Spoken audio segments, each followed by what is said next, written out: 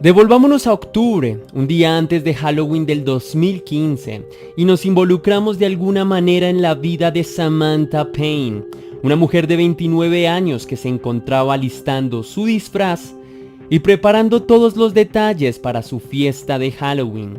Sus amigos más cercanos la describieron como una mujer muy responsable y solía ser muy entregada a su trabajo porque este le consumía los 7 días de la semana, pero le permitía pagar sus deudas y matrículas universitarias. A pesar de su proyección soñadora, en su vida más íntima era una mujer bastante ingenua. Se le dificultaba decir lo que sentía sobre una persona y siempre prefería resaltar lo positivo de los demás, ignorando incluso la maldad que puede residir en varias personas. Ese día se preparaba para salir de fiesta por 2 razones, porque era Halloween y porque además era su cumpleaños. En este punto, sus amigos decidieron regalarle un disfraz de Dorothy. En un comienzo le encantó, pero unos minutos después, en una conversación con su mamá, le preguntó sobre si creía que le hicieron este regalo en buen plan o estaban tratando de ridiculizarla un poco. Su madre le dijo que el detalle se veía que fue con unas muy buenas intenciones, así que sin más le deseó una noche agradable con sus amigos.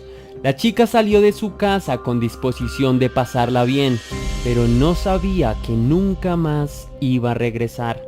Samantha era una mujer que nunca rechazó a nadie, por lo que se hizo amiga de muchas personas, pero no sabía que dentro de ellos, a quienes consideraba sus amigos, habían personas realmente desquiciadas y malvadas, como Michael Belcher, solo 2 años mayor que Samantha, Chili Bruce de 18, Alyssa Watson de 22 y finalmente 2 hermanos, Marcus y Steven George. Pero de nuevo, ella confió plenamente en todos ellos. 3 días después, el 2 de noviembre, estas personas comenzaron a inyectarse sustancias ilegales por vía intravenosa en un local de motos llamado We Racing en Centerville, que al mismo tiempo era el lugar donde trabajaba uno de ellos. En medio de la frenética situación, Steven se le ocurrió una idea en donde la víctima era Samantha, pues él quería robarle algunas partes mecánicas de su vehículo como la batería. Así que aprovechó un descuido de Samantha para sacar sus llaves y arrancar en su vehículo y alejarlo del lugar. Una vez lejos, decidió robarle cuantas partes creía funcionales, y aunque en principio era solo robarle algunos elementos, finalmente decidió incendiar el carro completo para evitar ser descubierto. Mientras esto sucedía, Samantha estaba preocupada por su vehículo y le preguntaba a sus supuestos amigos si habían visto algo, y como era de esperarse, todos se quedaron callados mientras le hacían un par de bromas en medio de su enojo. De repente, Samantha los amenazó con denunciarlos ante la policía. En ese momento Michael Belcher se alarmó un poco porque sabía que si la policía llegaba al lugar, todos irían presos por posesión de sustancias ilegales, por lo que se enfureció tanto que decidió tirarla al suelo mientras la golpeaba y la humillaba. Lo más despreciable es que el grupo, en lugar de socorrerla, decidió unirse a la brutal golpiza. Luego subieron a Samantha al carro de Michael y la llevaron a su casa, y este sería apenas el inicio del verdadero infierno de este caso. Una vez en el lugar, le quitaron toda la ropa, y por favor quiero que me ayudes con tu imaginación sensorial. Creo que no hay forma en la cual tú te puedas sentir más vulnerable que estando desnudo, mientras quienes considerabas tus amigos te humillan y te maltratan. La ataron de manos y pies mientras cada uno la golpeaba a su antojo y las veces que quisiera.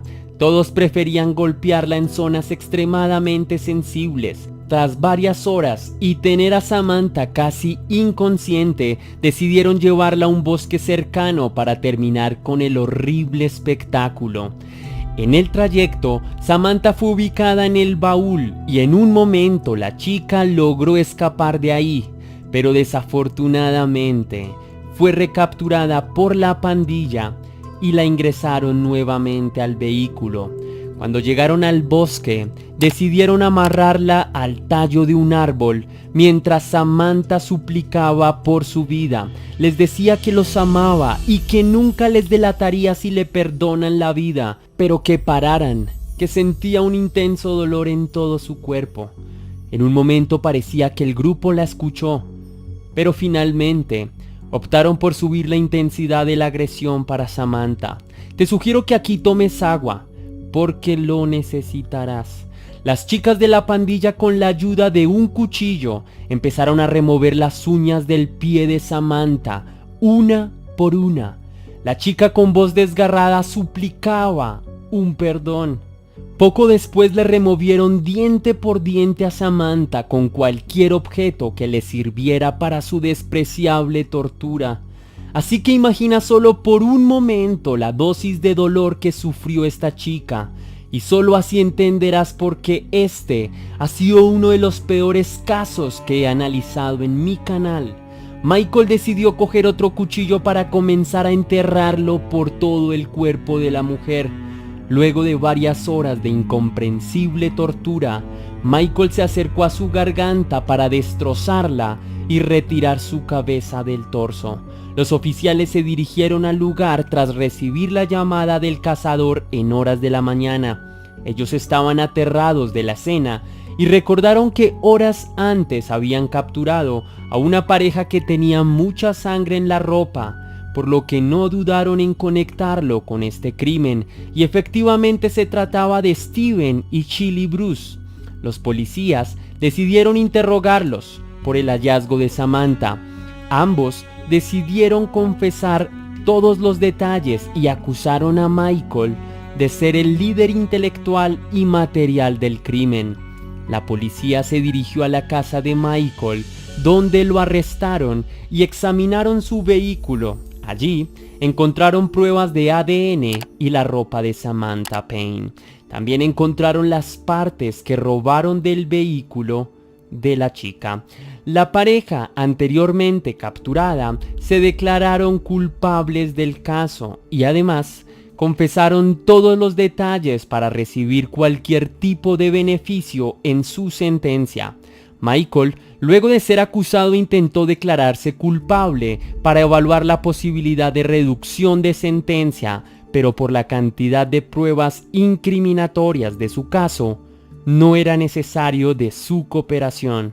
Alyssa y Marcus, los dos integrantes restantes, fueron capturados pocos días después y acusados por secuestro de primer grado, pues según algunos reportes, estos no participaron de manera activa en el crimen final de Samantha. Para este punto, Michael solo hizo una petición a su madre, quien con el alma quebrada no podía creer que su hijo se había convertido en tan despreciable bestia. Michael le pidió por el cuidado de su gato y aceptó su realidad. Una cárcel esperaba por él. Un detalle muy oscuro del crimen es que durante el examen forense de Samantha, los médicos tuvieron mucha dificultad de saber realmente qué pasó con ella, pues por un lado, su cuerpo estaba en una descomposición muy avanzada y por otro, muchos de sus órganos no estaban dentro del cuerpo, lo que complicaría el análisis.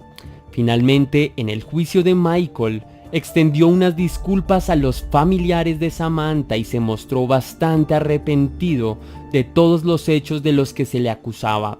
El jurado decidió imputar una condena a muerte por el caso de Samantha Payne.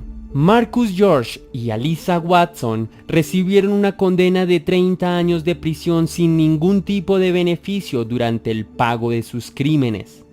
A la otra pareja también los sentenciaron. A Steven George le imputaron una cadena perpetua y a su pareja Chili Bruce una condena de solo 5 años de cárcel de pena ordinaria y 15 años con libertad condicional. Así que esta última chica es probable que esté en libertad condicional ahora mismo y esté próxima en pagar su condena completa. Así que me gustaría cerrar con una pregunta de este punto. ¿Crees que la cárcel la renovó para ser una mujer que construya una mejor sociedad? o seguirá representando un peligro para las personas. Sin embargo, cualquier tipo de condena judicial sobre este caso creo que no significa mucho sobre el brutal crimen que acabó con la vida de Samantha Payne, pues su vida nunca regresará y el dolor de su madre nunca terminará. En memoria de Samantha y todos sus familiares, espero que ojalá encuentren la paz en el camino.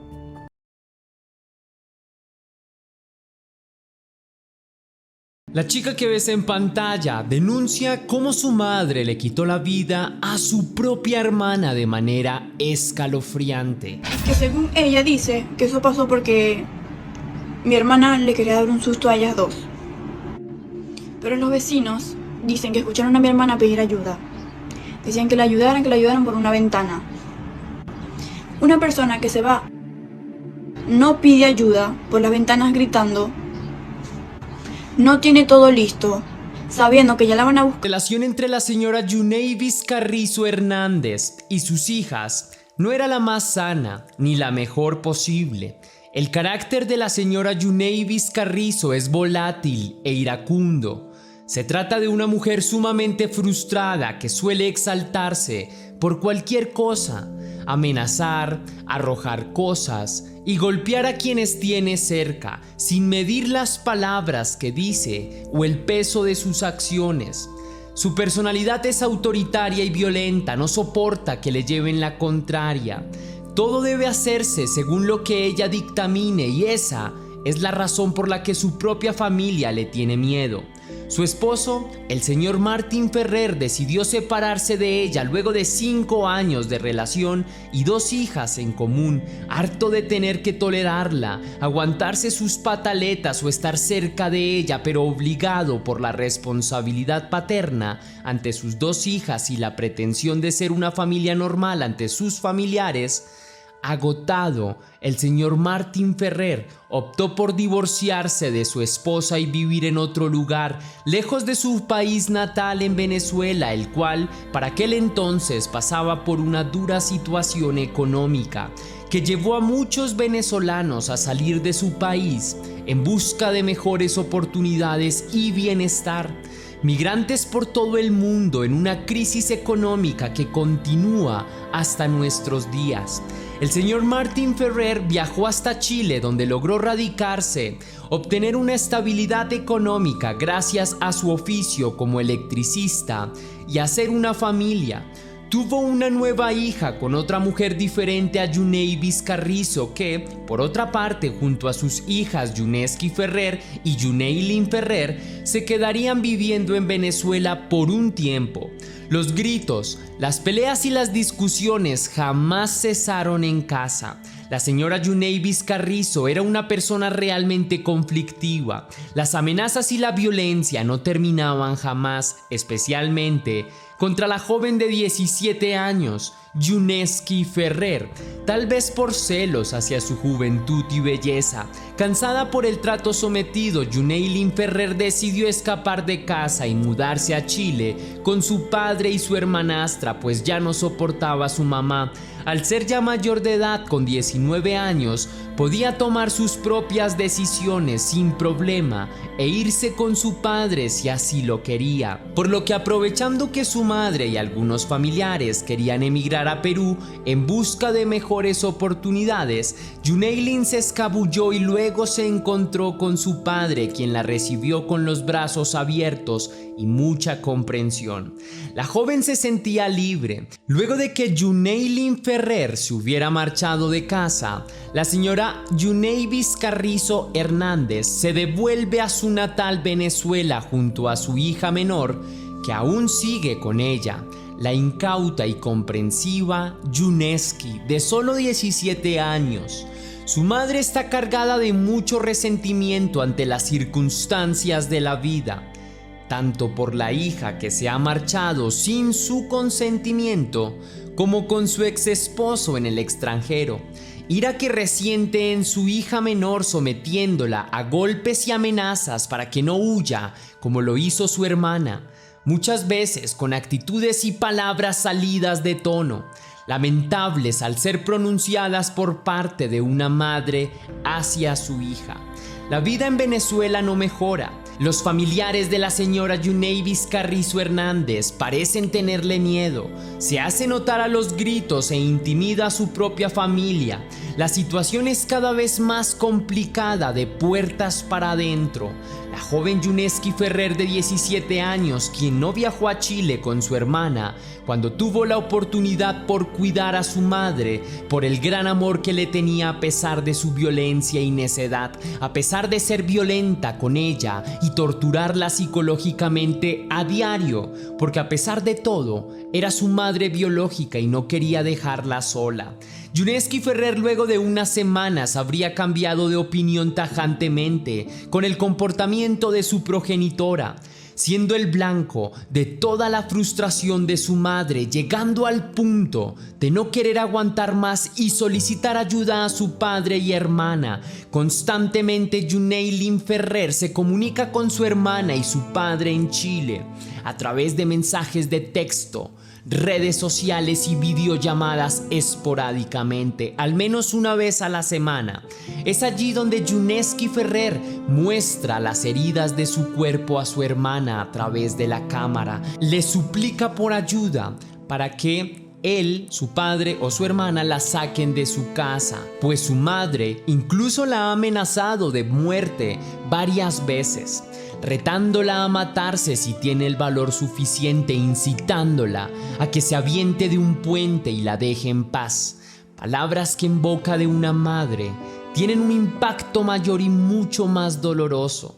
Entonces la pobre Yuneski Ferrer empezó a sufrir serios capítulos de depresión y angustia, por lo que en Chile su padre y su hermana se notan realmente preocupados y optan por tomar medidas. El señor Martín Ferrer, en coordinación con su hija Yuneilin Ferrer y su otra hija en Venezuela, Yuneski Ferrer, organizaron un meticuloso plan a escondidas de su ex esposa, Yuneibis Carrizo, para poder traer a su hija menor consigo a Chile sin que su madre sea más una molestia para ellos. Organizan todos los preparativos del plan para que la joven pueda viajar sin problemas. Organizaron su pasaporte, su equipaje y hasta se pactó una fecha de viaje donde se compró un tiquete para el lunes 11 de julio del año 2022. Momento en el que la joven podría sentirse verdaderamente libre y escapar de su yugo. Con ansias añoraba ese día para poder viajar. La señorita Yuneski Ferrer debía ir acompañada obligatoriamente con un adulto, ya que era menor de edad. Un familiar encargado de llevarla, el cual se había comprometido a hacerlo y ya estaba dispuesto para recoger a la menor e irse el lunes 11 de julio. Sin embargo, el viernes 8 de julio, 3 días antes del esperado viaje, la joven Yuneski Ferrer se conecta en una videollamada con su hermana y le dice que está desesperada, que se encuentra en problemas, que no aguanta más, que se siente cansada y que quiere viajar cuanto antes, pues en casa de su madre todo es un caos. Su hermana, la señorita Yuneilin Ferrer, trata de tranquilizarla e indagar sobre lo que le está perturbando, descubriendo que su hermana tiene un profundo miedo a su madre, quien la ha amenazado de muerte, la ha golpeado e incluso ha tratado de matarla recientemente. Luego de estas contundentes declaraciones, durante la llamada se escuchan ruidos de fondo y peleas que se van intensificando. Entonces la señora Yuneibis Carrizo Hernández descubre a su hija haciendo la videollamada y le arrebata el celular. Luego la llamada termina abruptamente y es imposible comunicarse con Yuneski Ferrer en Venezuela.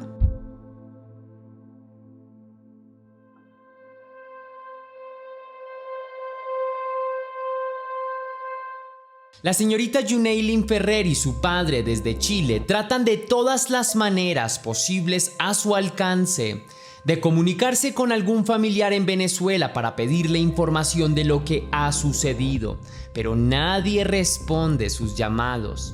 Parecen actuar con indiferencia. Luego de insistir, los pocos que responden declaran que ellos no se meten en los asuntos de la señora Yuneibis Carrizo Hernández y sus hijas. Al parecer le tienen cierto temor.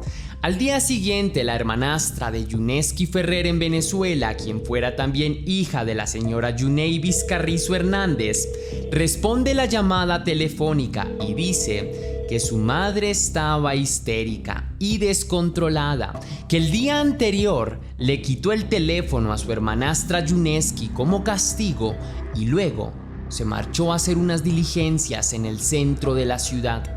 Dice que ella misma la acompañó, dejando sola en casa a Yuneski Ferrer, pero que por el camino, como si se tratara de una intuición o corazonada, las mujeres decidieron devolverse, pues sintieron un presentimiento extraño. Al llegar a su vivienda en la segunda etapa del barrio 5 de Julio, en Maracaibo, donde ocurrieron los hechos, madre e hija entran a casa notándose sumamente preocupadas, pues la joven Yuneski Ferrer no aparece por ninguna parte. Luego de buscar por un rato, finalmente la encuentran en el interior de un armario con una soga al cuello, como si hubiese puesto un punto final en su vida. La madre y la hermanastra de la víctima acusan a Yuneski Ferrer de haber querido jugarles una broma pesada. Una broma que salió fatalmente mal, terminando por ahorcarse ella misma dentro del armario. La policía llega al lugar y registra la casa superficialmente. Sin embargo, la señora Yuneibis Carrizo Hernández llama por aparte a los policías y estos se marcharon del lugar con un sobre de Manila sellado. Al poco tiempo, el caso es cerrado, dando como causa de muerte una decisión autónoma de poner un punto final en su vida, y en menos de una semana es archivado. Desde Chile, el padre y la hermana mayor de la víctima, indignados, exigen justicia y explicaciones al gobierno venezolano, pero no logran tener una conversación óptima desde la distancia. Por otro lado, la madre de la víctima, la señora Yuneibis Carrizo Hernández, toma una actitud extraña y agresiva contra su ex esposo y su hija en Chile, a quien les habla de manera hostil, tratando de culparlos por la muerte de la niña, acusándolos de haberla fastidiado con las promesas de un viaje a Chile. Dice sarcásticamente que si quiere, le lleva con gusto el cuerpo de la niña a Chile y exige por dinero para sus exequias, alegando que no dará por ella ni un centavo, mostrándose indiferente y cruel ante la pérdida. Los audios enviados luego del crimen por parte de la señora Yuneibis Carrizo a su hija y su ex esposo más bien parecen amenazas. Aún así no son tenidos en cuenta por ninguna corte porque no existe ninguna investigación pertinente.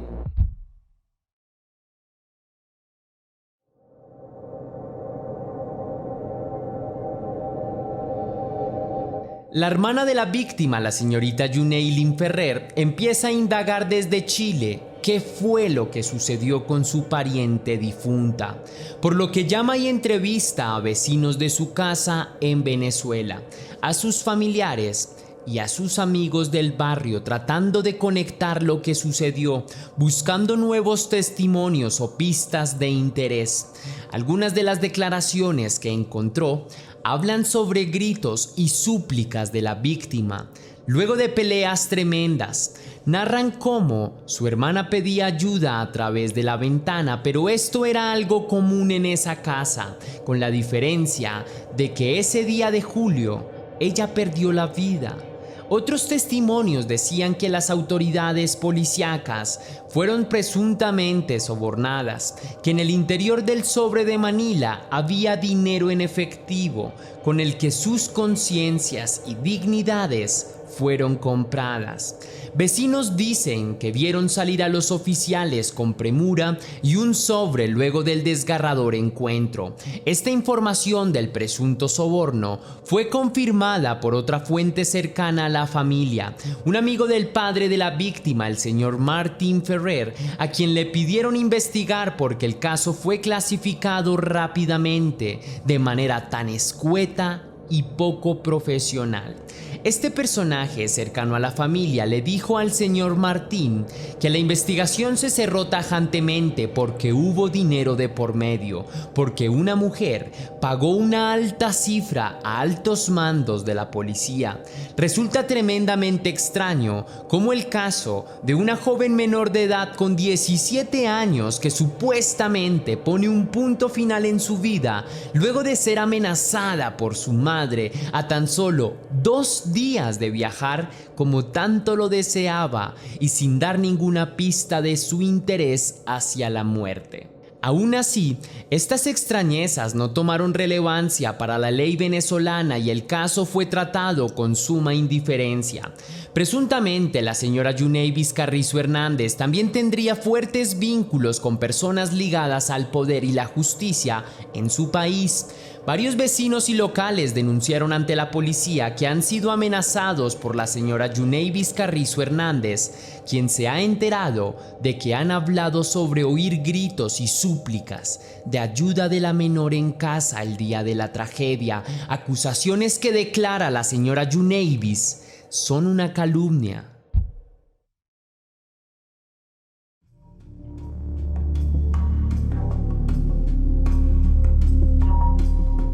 La señorita Yuneilin Ferrer, harta de la injusticia y la indiferencia de sus familiares y de la justicia de su país, decide no creerse entera la versión oficial de las autoridades presuntamente compradas con soborno de dinero en efectivo, y el día 4 de septiembre del año 2022 realiza un video en formato para TikTok con su versión de los hechos, donde explica todas sus hipótesis, sospechas y da razones de por qué su hermana fue asesinada y no puso un punto final a la vida ella misma, como dice su madre.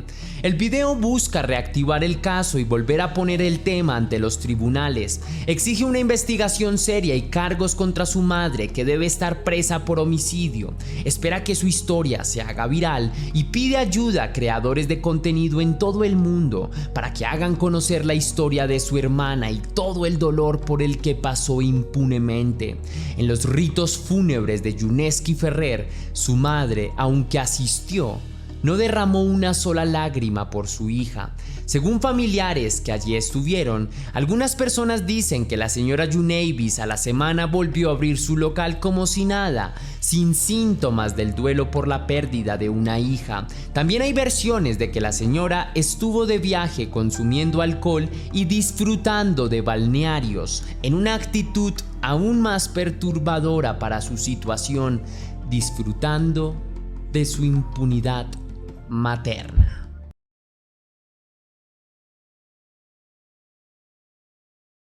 Abby Choi nació el 11 de julio de 1994 en el seno de una de las familias más ricas de todo Hong Kong. Haber crecido rodeada de lujos fue solo una de las tantas alegres casualidades que Abby tuvo en su vida. Sin embargo, la más importante y por la que cientos de miles de personas la reconocían era por su belleza y su exquisito gusto por la moda. Abby era la mayor de 3 hermanas y desde temprana edad mostró aptitudes para el modelaje, para la costura y para todo lo relacionado con la moda, siendo reconocida desde muy joven. La caracterizaba un estilo único, elegante y a la vez disruptivo en las altas esferas de la sociedad, donde solía permanecer. Además de esto, Abby también era reconocida por su belleza y el carisma que no pasaban desapercibidos. De esta forma, la joven había empezado a labrar su camino. A medida que los años fueron pasando, Abby fue consagrando más y más su carrera, pues cientos de miles de seguidores en redes sociales la tenían como una clara referente del mundo de la moda, y gracias a esto y su trabajo constante, logró llamar la atención de muchas de las marcas de moda más importantes de todo el mundo. Vogue Le Fossil y marcas de Hong Kong fueron solo algunas de las plataformas en las que esta modelo brilló y se hizo conocer.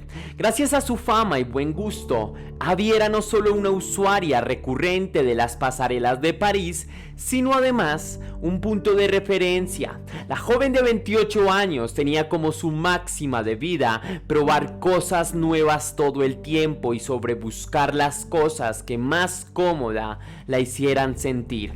A sus 28 años la forma de esta joven era absoluta. En sus redes sociales los números no paraban de crecer y en su cuenta bancaria tampoco. Esta carismática joven había construido un auténtico imperio alrededor de su figura y su exquisito ojo para la moda.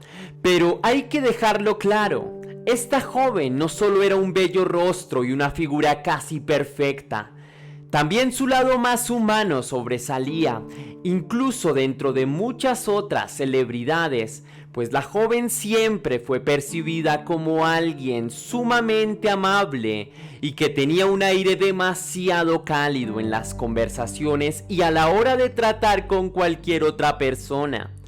Visto desde una perspectiva lejana, para muchos, la vida de esta joven es todo lo que podría desear. Nada le faltaba, ni el dinero, ni el amor, ni la belleza, y mucho menos los lujos. A todas las luces, esta es la vida que muchas personas quisieran estar viviendo, pero desafortunadamente el mundo no es un cuento de hadas y la vida de esta hermosa joven terminó siendo interrumpida de una manera violentamente inesperada. Detrás de su maravillosa vida también había envidia y algunos cabos sueltos que habían quedado muchos años atrás.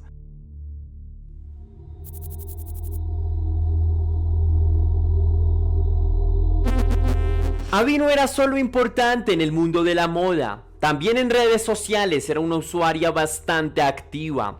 Sus publicaciones recurrentes eran sobre viajes, comida y, cómo no, de algunas de las sesiones de fotos que le tomaban o en las pasarelas de todo el mundo que constantemente tenía que recorrer. Su última publicación la realizó el 15 de febrero del 2023. En esta, la modelo aparece en la portada de la revista Le Foxiel de Mónaco y en la descripción resaltaba todo el trabajo realizado hasta ahora, sus logros y el largo camino que todavía tenía que recorrer en este ascenso por el mundo de la moda. La publicación se llenó de felicitaciones, halagos y adulaciones.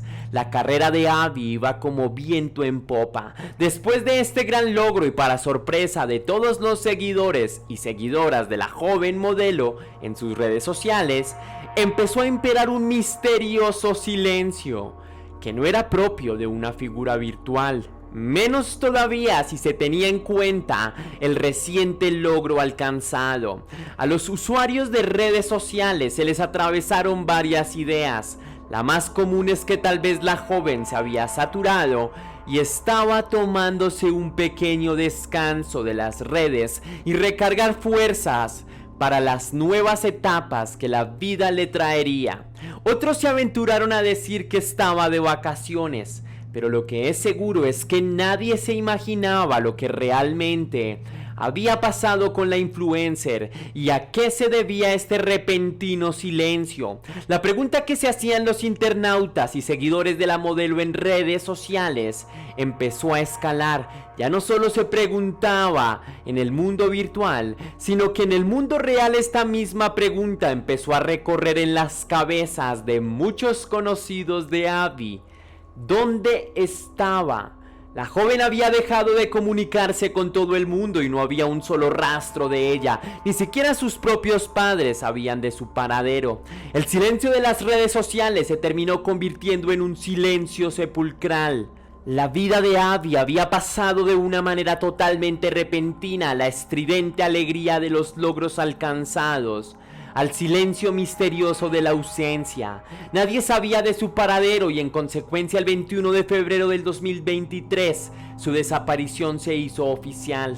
Ahora las redes se habían vuelto a llenar, pero ya no con felicitaciones sino con plegarias para que la joven apareciera pronto.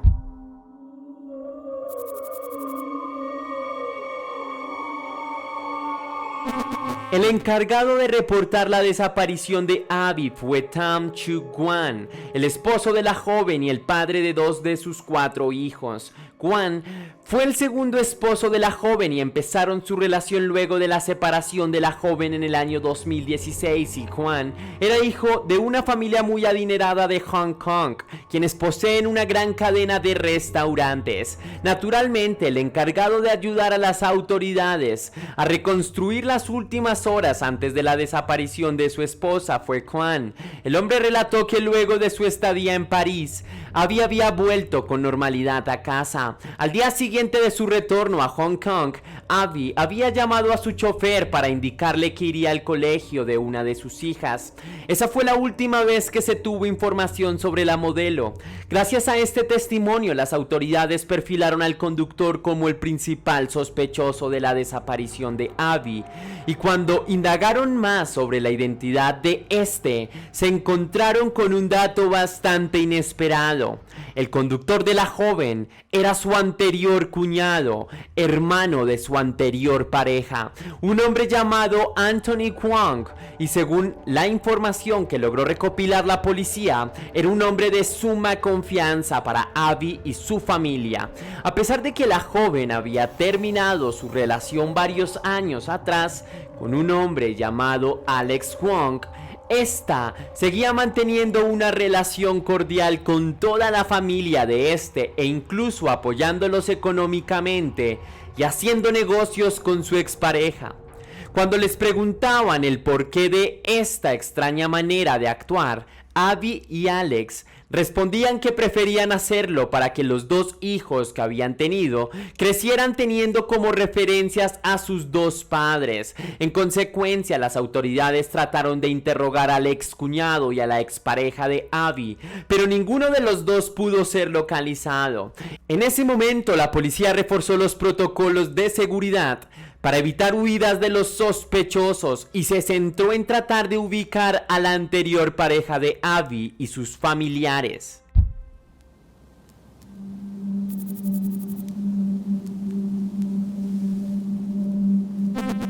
El 24 de febrero del 2023, la policía se movilizó hasta una casa ubicada en Lung Mei Tsuen, un pueblo bastante pintoresco de Hong Kong, muy concurrido en épocas de verano.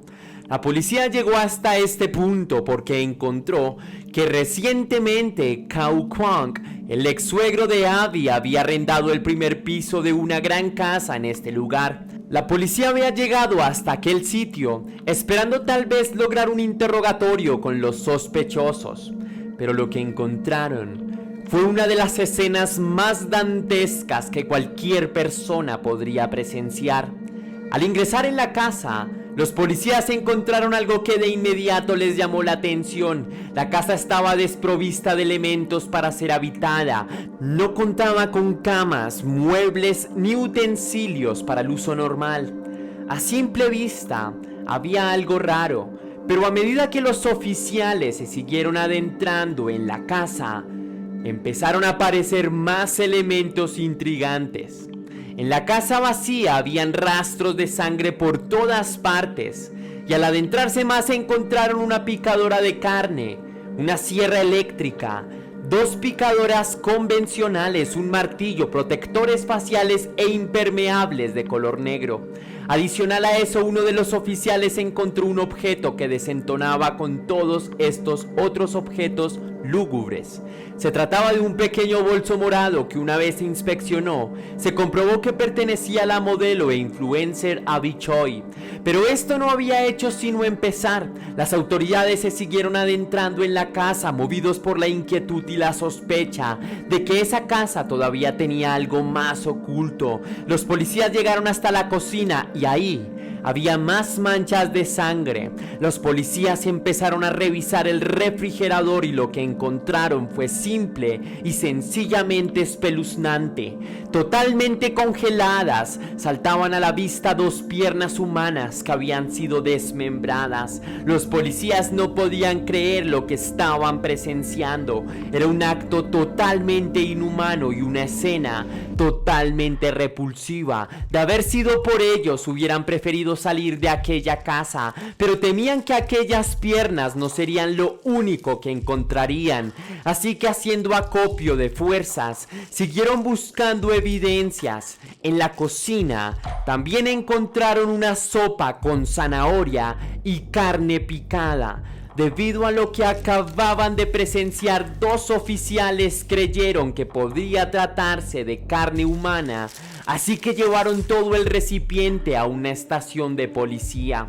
Una vez allí, encontraron que la sopa contenía el cráneo de la mujer y varias costillas. Luego de todas estas evidencias, la policía puso tras las rejas a Cao Kwong, Anthony Kwong y Jenny Lee, ex suegra de Abby. Alex Kwong, por su parte, no pudo ser localizado y autoridades y amigos cercanos a la joven modelo ofrecieron cuantiosas recompensas a cualquiera que brindara información para ayudar a encontrar al fugitivo. El 25 de febrero las autoridades recibieron información de que el individuo planeaba dejar la ciudad por medio de una lancha rápida y fue interceptado en un muelle ubicado en Sung Chung, una isla al occidente de Lantau. En el momento en el que el sujeto fue capturado, llevaba consigo $500,000 y varios relojes de lujo. En los días siguientes, cientos de oficiales emprendieron la búsqueda del resto de los miembros de la modelo Abby Choi, pero hasta ahora no se han encontrado más pistas.